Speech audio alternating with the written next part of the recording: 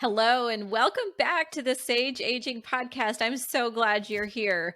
And whether you're joining us from your favorite podcast app and you're listening to us, or you're watching us on YouTube, thank you for watching. And we've got a great episode coming up for you today. I think that there are a lot of misunderstandings about a lot of things when it comes to aging care. There everything you can think of, there's a misconception about. And I really like to be a part of the conversation that clears those things up because the more tools you can use as a caregiver and the more ways that you can bring help to the family unit as a whole, the happier everyone is and the better quality of life everyone has. So that's always our aim. And I think we're going to put a dent in some of that today for you as well. Today, we are going to talk about assisted living communities. So, what do you think of when you think of an assisted living community?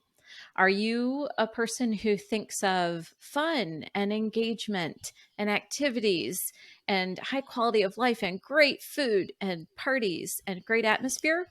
Or are you someone who thinks that's a place that we put our loved ones when we just can't take it anymore, when we don't have the ability to care for them, we stick them in a home? How many times have you heard that? Well, I think you're going to be enlightened by today's conversation. I am so excited to have joining me today Laura Tenpenny.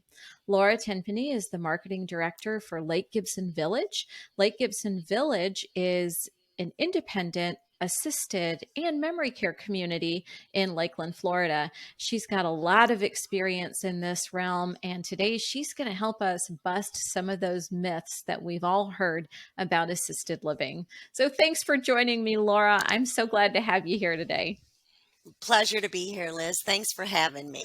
Yeah. Of course, this is a long overdue conversation. I think Yeah. this was one of those low hanging fruit. I just didn't think of the topic, and I think it was Grace who works with you who said, "Hey, you guys need to talk about this." And my apologies for not thinking of it sooner. Well, you can't think of everything, Liz. You're too amazing already. Oh, you are very kind. Thank you. hmm Yeah. So let's start with a little bit of getting to know Laura. I know you pretty well. We've been hanging around for a long time now, but how did you make your way into the elder care industry? Well, it was kind of a natural progression. I worked for a long time in the hospitality industry here in Lakeland at a few hotels. At one point, the Sheraton Hotel. So I kind of had some background in guest experience and helping people and in the industry, we'd say putting heads in beds. Um, Mhm. so when I was looking to switch gears a little bit, I saw an ad for the marketing director of a community here in Lakeland, and I answered it. And I was very fortunate to get to work with a wonderful executive director and mentor who kind of really helped me get my feet wet because it is different, but in Mhm. ways it's the same. You're trying to help people have a comfortable stay, whether it's one night or the rest of their lives, but we want to make sure that it's the right choice. So that's kind of where I came from, the hospitality industry, and I transitioned into senior care a few years later. And aren't we Yeah. lucky because you do a phenomenal job. You and your team are creative and you're exciting. And I absolutely love to come to your community for events because it's always a whole lot of fun. And I can Thank only you. imagine for those that are living there what a treat that is for them to have all that's going on and the great food and the great environment surrounding them every day. Yeah, thanks, Liz. We appreciate that. Yeah. Let's start with a definition. I like definitions. I like to make sure that everybody listening has a clear understanding of what we're talking about. And I think a lot of people confuse assisted living communities with long term care communities, or some might refer to that as a nursing home, also known as skilled nursing community. So Mhm. let's start by defining assisted living so people know what we're talking about. Great. I'd love to do that. So, assisted living really is um, residential communities, not medical facilities, but they do often, as we do, have nursing and care and medically trained people on staff. But what assisted living is really offering is a home-like environment with that safety and that backup and those people there to help you. We're not a medical facility, we're not a nursing home, so we can't do a lot of the things that a nursing home can do. Um, but we can do a lot of things that are very helpful to keep a person safe. So what I tell families is we want to give mom or dad their full autonomy to live their lives, to come and go, to get engaged, to just feel important in their senior years, and having um, friendship and socialization as safely as possible. So we're here for that backup to help them, but we want it to be their home. These are not rooms like in a hospital or a nursing home. They're homes, they're apartments.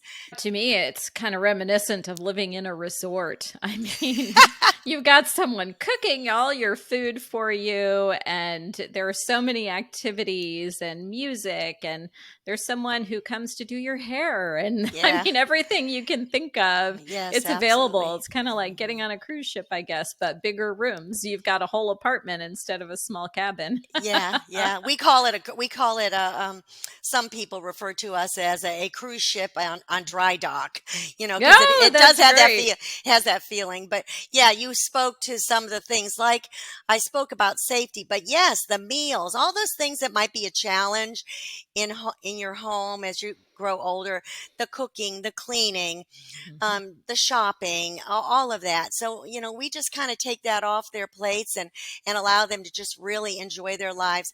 And it's so important is that socialization factor I mentioned earlier too. Absolutely. Yeah. Hmm. Absolutely. That's probably to me one of the key factors that leads to quality of life.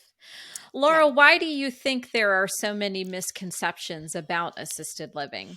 Well, I'm glad you asked because I think, and I just imagine. Well, I remember being a child myself and going and visiting a loved one in a what they call them in the old days, an old folks home, a nursing home, Yeah. Um, so we would go in there, and it was just a not a great experience seeing people kind of vegetating. And what I think is happening is when an older person is hesitant to make this type of move, it's because they think they're remembering what it was like, what they saw, and they're really not aware of how far this kind of lifestyle has come. So the challenge is to overcome those objections in their mind, and really the only way to do that is to just put them in the car and bring them over and show them, let them experience the lifestyle, come for an activity, a meal, see the people and talk to the people. Tell you that's the best is when you can go Hmm. to a community and you can actually have a conversation with a resident and hear why they chose it and why they like it. But I think to answer your question is there's the preconceived notions from their experience as a young person visiting their elders, and it's just you know uh, everybody back in the day, we put grandma away, and it's like we Right. don't put grandma away anymore. That's not what this is about. Yeah. Thank you. That is Yeah, such sure. a great description. And I will also say, if you're listening, if you go to eldercareguide.com and look in the assisted living section, you're going to find a checklist that will allow you to go and visit communities in your own area. Take your top three choices and go to those communities. And we've got a whole questions to ask worksheet for you that can help you ask the right questions and be really well educated about your decision, because that's a big part about being happy in an assisted living community is finding the community that's the right fit for you. There are a lot of great ones, but even a great one might not be the right fit for your personality and for what your loved one's desires are. So be sure to really check on those. But now I want to get back to it. Let's bust some myths. Let's All start right. with myth number one: assisted living is the same thing as a nursing home. Well, no, they're not. They're not the same thing at all. Because assisted living is the home-like environment where you're getting the support that you need. A nursing home is truly a medical um, facility, and they're there to either help you convalesce and get stronger, so then you might go to an assisted living or go back to your home or whatever. But it's a medical facility, and there are people there that are going to help you in that regard. Um, Assisted livings in the state of Florida are by definition residential homes or facilities. So there's just a big difference. And when you walk in the door, you're going to see the difference. Though there are some very beautiful skilled nursing facilities that look like resorts, you definitely can tell that these are convalescing. They're like a hospital type environment, versus what you would see in an assisted living is uh, just a home-like environment with things going on and people interacting. But it's by definition residential, and we try to our tagline is make the rest of your life the best of your life, but we want that to be they're living their best lives, and and Awesome. and the nursing homes get you there so you can do that. So yeah, Perfect. That's a great description. And yes, 100%. So one place you're more like recovering and right. healing from a big event in your life, and on the other hand, you are living it up. Right, right, All exactly. right. So myth number 2, and I hear this so often: if I move to an assisted living community, I will lose my independence. Wow. Well, that I do hear, and I think that's a challenge for a lot of older people. But I would say that when you move to an assisted living community, you gain your independence. Because think about what's happening if you're older and you're in your own home and you're you can't drive anymore. Imagine that. So that Mhm. independence has gone away. Um, Getting to the store is a challenge. Cooking and cleaning is a challenge. So you're kind of almost chained to this lifestyle that you can't manage anymore. They think that they'll lose their freedom, but instead, when you come to assisted living, what are you freed from? Freed of the shackles of all the things that were holding you back. You're provided transportation to go the places you want to go, see the people you want to see. You're not having to go shop anymore because everybody's bringing you a beautiful meal 3 times Mhm. a day. You're getting the socialization. So you're not, a lot of times people, when they're living in their home and they can get depressed because they're Yes. so lonely and alone, even if there's families, checking in and everything. So that depression can set in. And if there's dementia or any kind of memory loss going on, it's a perfect cocktail for a disaster. So Absolutely. yeah, so we want to help people lose that, be free of that, and gain their independence and autonomy in a lifestyle where they can enjoy it and be safe, and have people around them to help. And that's a great point that you brought up about somebody who has some cognitive impairment, because they are prisoner in their homes. Especially, unfortunately, I've heard of situations where families, in an effort to protect their loved one, end up putting locks that are inside the Yeah, door. And that just, that's no, terrifying. you Yeah. can't do that. That is, I recognize it's an effort to protect their loved one from opening the door to strangers, but they don't recognize that they're creating a whole host of other dangers, like the Mhm. fire department not being able to get in if they need to, the police department not being able to enter if they need to when nobody else is home. And so, freeing of the shackles, I love that you said that. For someone who does have some cognitive impairment, it does allow for a return of a lot of their independence. That's a Yes. great point. Thanks. Okay, so myth number 3 is that there is no privacy in an assisted living community. Well, I will disagree with that as well, and I'll try to bust that myth. So, when a resident comes, when a person moves in to a assisted living community, they get their own apartment, so it's their own home. And people do like their quiet time and their private time. So, you can always go to your apartment and read your book or watch your show or whatever it is you do. But again, we do have the ability or the programs for people to come out and get engaged and enjoy the activities. But certainly, there's private. I mean, you have your own private apartment, so they have all the privacy they want. And some people are more reserved and private and don't really uh, want to interact as much. Mhm. They're just by nature that way. And we respect that in every regard. But yeah, that's a myth you can bust out of there. It's not true. Awesome. Awesome. Okay, moving on to myth number 4. Assisted living is just too expensive. That is a good one. And I get that a lot. You know why? I had this conversation at lunch today with somebody because we are a very, very nice community, a beautiful community. And I take pride in saying that. But because of that, people think that maybe we're out of the ballpark um, Mhm. price wise. And a lot of places people think that of. Um, but there are when you sit down, and I ask families to try to do this. Just sit down and make a list of everything you're paying now to live in your own home. And you really got to look hard at that list. There's not just the groceries and the electric bill, but there's taxes and insurance and all the things. So if you make a list and look at that, and then put it next to what it does cost to live in assisted living, most families see that it's very comparable and sometimes can be even less expensive.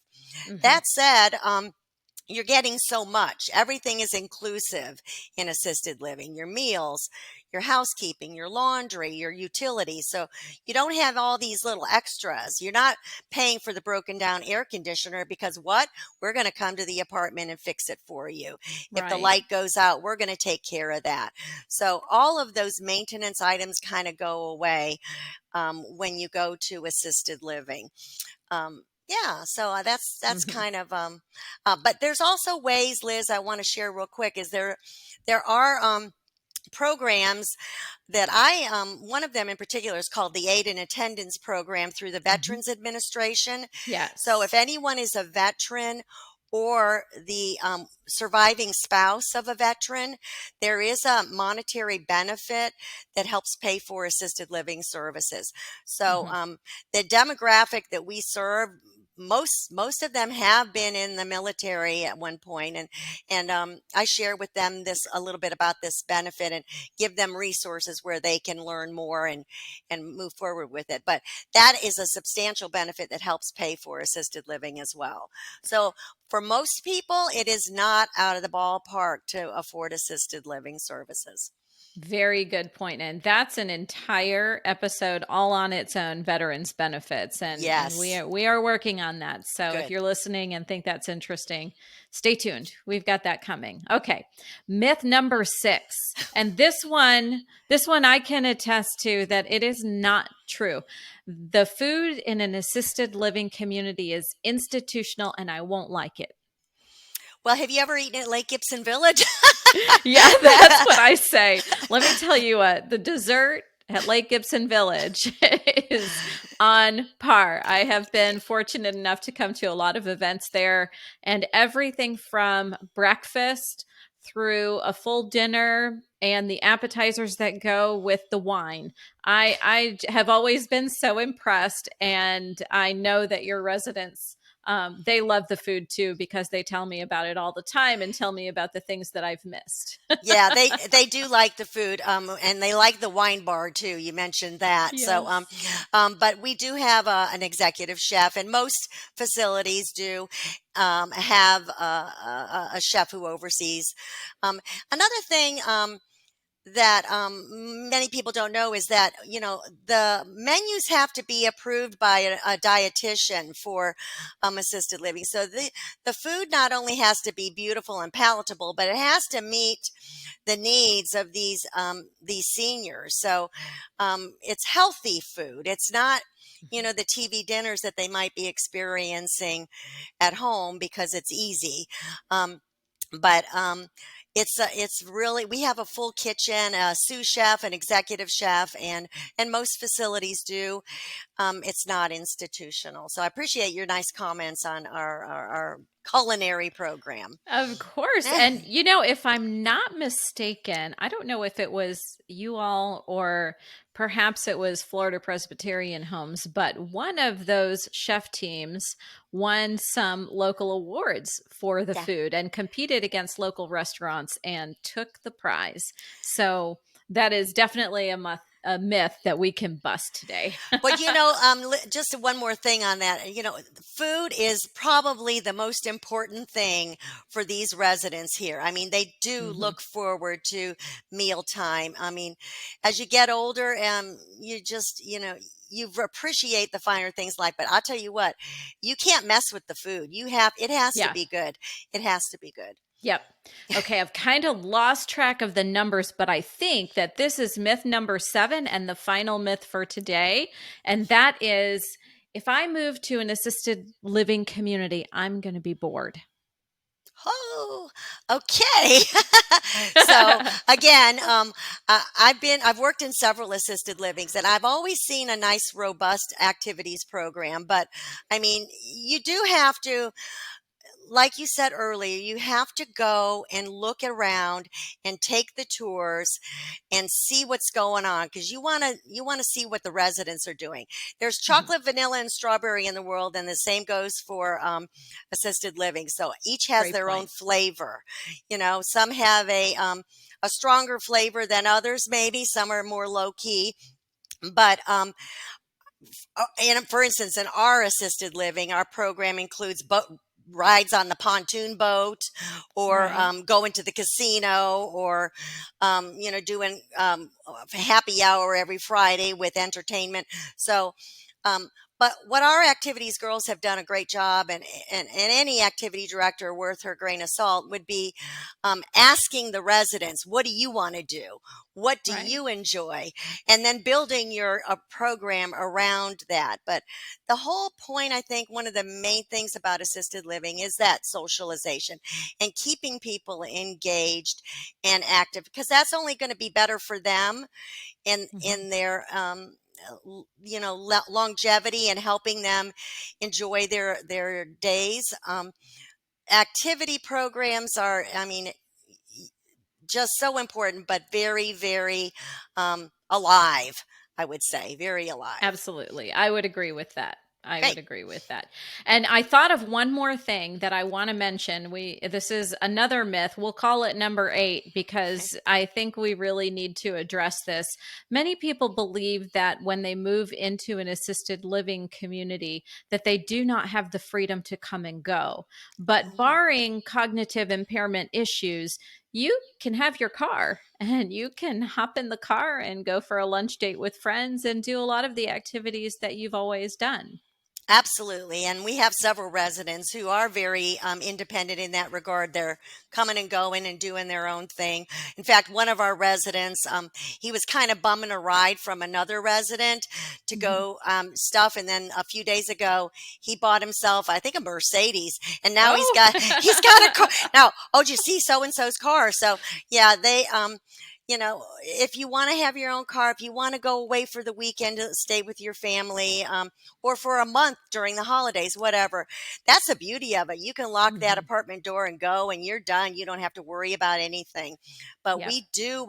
we do want you to be active and do what you want to do. This isn't about doing what we're asking you to do. This is allowing you to experience life to the fullest.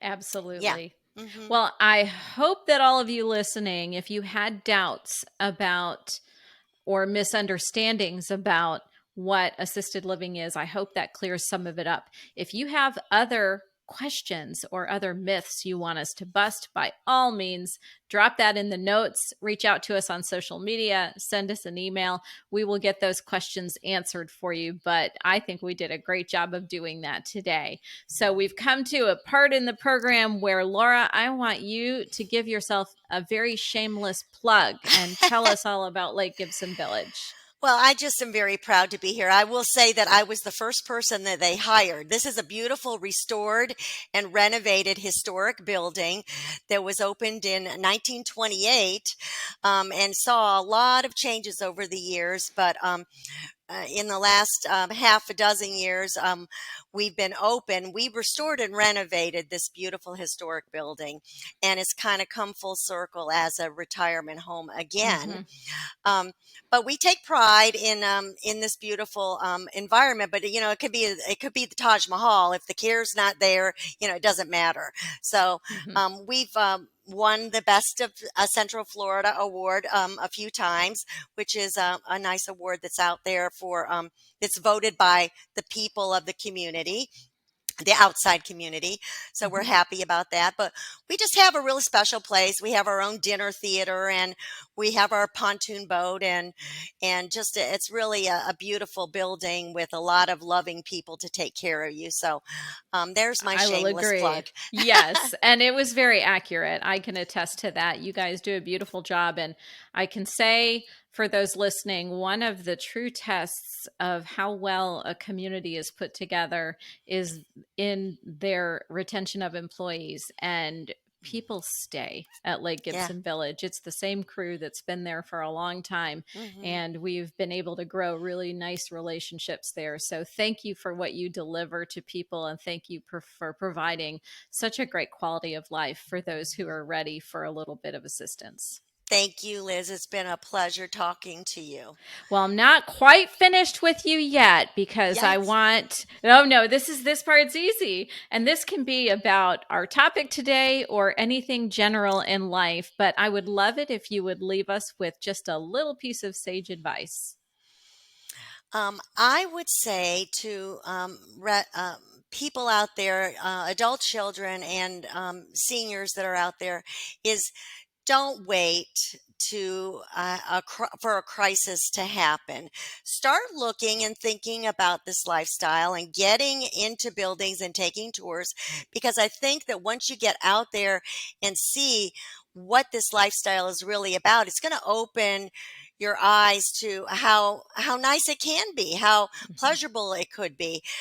Just getting people to take that tour and walk in a building helps them dispel that mindset that this is not for me. Because I tell you what, people come in and they see it and they go, oh, this isn't what I thought it was, was going Right. to be. So, yeah, I would just say, do your homework and start looking, because you never know. Yeah. Absolutely. Well, that is great advice. And if you've been listening to me at all, my mantra is know it before you need it. So that Hmm. is great advice. And I appreciate it. And I appreciate you for joining me today. Thank you so much. Thank you, Liz. Great to talk to you. You as well. And thank all of you for listening. I hope the conversations that we're having here on the Sage Aging podcast are beneficial to you, and I hope you're finding value in them. If you are, I'd love to ask you to make sure you hit the subscribe button, whether you're on your podcast app or on YouTube. Make sure that you subscribe, and then you'll never miss an episode. We'd also love it if you connect with us on social media. You can find us on Instagram, on Pinterest, now on YouTube. You can find us on Twitter. We're kind of all over the place. So, whatever is the best platform for you, look for us there, and let us know how we're doing. So, thanks again for joining us. We'll have additional conversations coming up really soon. So, stay tuned. We'll talk real soon.